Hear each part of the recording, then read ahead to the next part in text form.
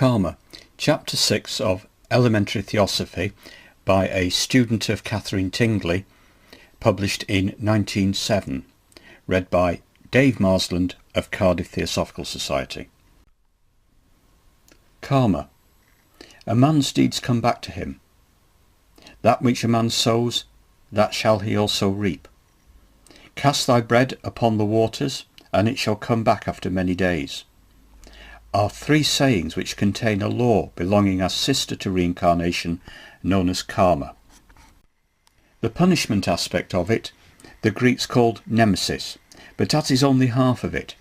It belongs to reincarnation, because there is not a time in any one life for all the deeds a man does therein to come back to him.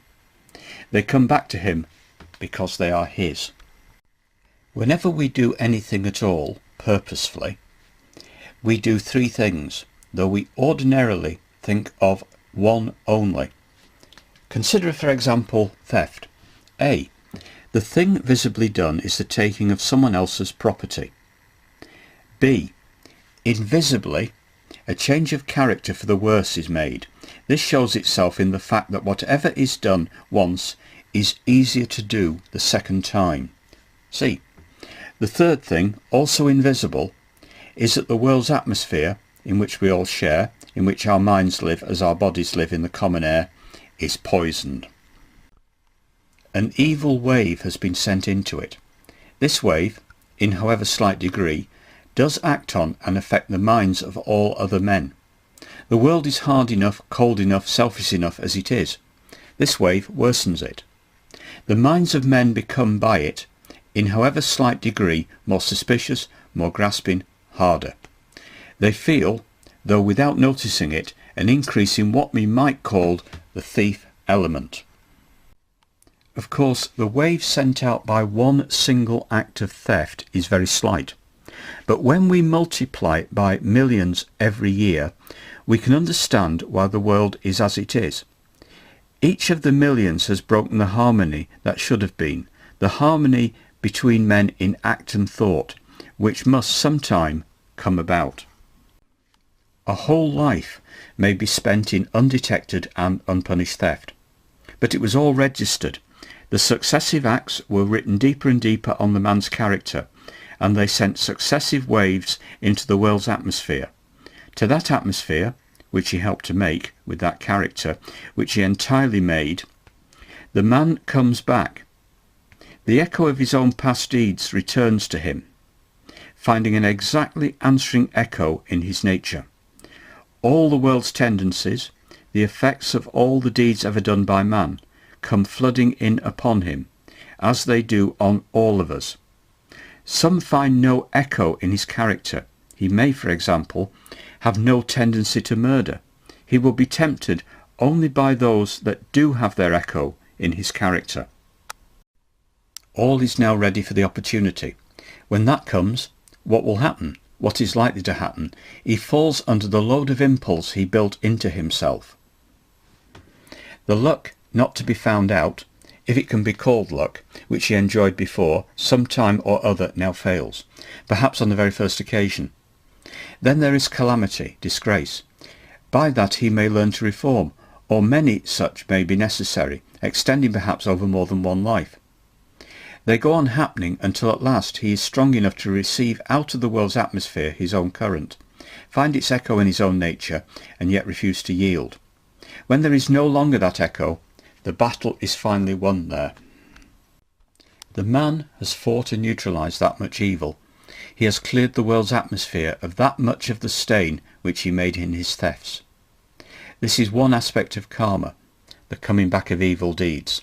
The law cannot forgive anything, for that would be to leave our characters still weak. True forgiveness is done by man himself, when he turns so strongly to his higher nature that he becomes at one with it. After that he can face the echoes of his own deeds without fear.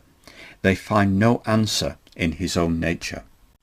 There are many other aspects, for the law is really an explanation of life. Good deeds come back as certainly as bad ones. He who does a good deed sweetens the world's atmosphere and his own character. The current comes back as an urge to repeat them, finds an echo in his character, and goes back to others with the benediction of some new good deed. The world is bettered, its burdens eased a little. The man has the inner joy and peace of harmony with his divine nature, just as, by the other kind of action, he has unrest within and without. Ill deeds bring inner unrest and outer pain. Good deeds, inner peace and outer harmony. With both hands, this law helps us on our greater destiny, to the real life to come. But karma goes even deeper. It replies to defects of character which are not seen to injure others. We shall understand if we remember that its aim is to develop, to restore us to our proper and highest nature. It meets our weaknesses with tonics, and tonics are sometimes bitter.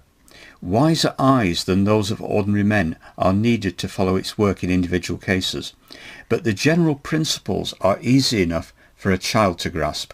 Some men meet seemingly unmerited disgrace. Where is the justice of it? Others close their lives in the prolonged pain of some slow malady. Where here is justice? In man's own former thoughts and deeds. It is nature's response to character. We must try to take nature's long view if we would understand her work in its beneficence. In such cases as we have supposed, there must be a failure somewhere needing correction, some flaw in character needing strengthening. Some characters only bring forth their finest flower after great pain. The pain is transient, the flower eternal, and it was the flower that nature wanted to secure. Perhaps there was a latent love of others' good opinion, which, uncured, remained a weakness and might have led on to all kinds of evil, hypocrisy, ambition, vanity. The weed is now uprooted, but in the last life it may have been very luxuriant, leading, it may be, to some marked sin or crime. Karma carried over to the next page of her ledger, the next life, but the possibilities in detail are endless. Physical pain, again, often calls forth the most magnificent endurance, strengthening the will in some cases as nothing else can. In such a case it would be crudely described as punishment for the lack of endurance and patience, or more correctly, as a difficult bit of nature's beneficent training. A good deal of the work of karma is to call our attention to failings of which we were before unconscious, and give us the opportunity to correct them. So the Theosophy sees in the workings of karma a law which is wholly beneficent, which punishes and rewards for one sole purpose, the evocation of the soul. It works behind and through every event of our lives, nor are its ways inscrutable. If we watched all that happened to us from day to day and from year to year, noted what duties came up to be done, what pains and pleasures came into our path, what accidents befell us, if we watched instead of complaining, we should find that at every turn we were being offered opportunity for growth of will, of mind, of character. If the outer life is monotonous, there is the opportunity to lighten up the outer life with the radiance of the inner life, with the companionship of the divine. If the outer life is painful, it is the opportunity to develop will and endurance.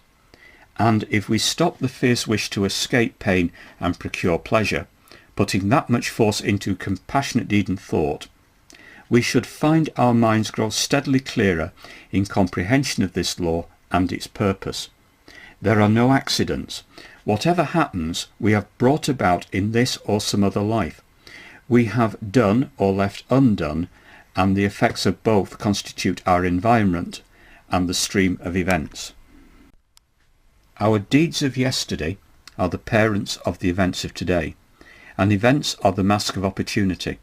They press on us from without, as our divine will does from within, both in the same direction. Karma waits at our side, and when we have acted or not acted, she adjusts the effect so as to teach and train us. We have free will. The future is absolutely in our hands. Karma, if we so choose, will show us her face as friend. It is always inner peace for those who walk with her. She is always the friend of those who make themselves the friends of humanity, who develop every faculty and talent and strength of their nature, that they may serve humanity the better.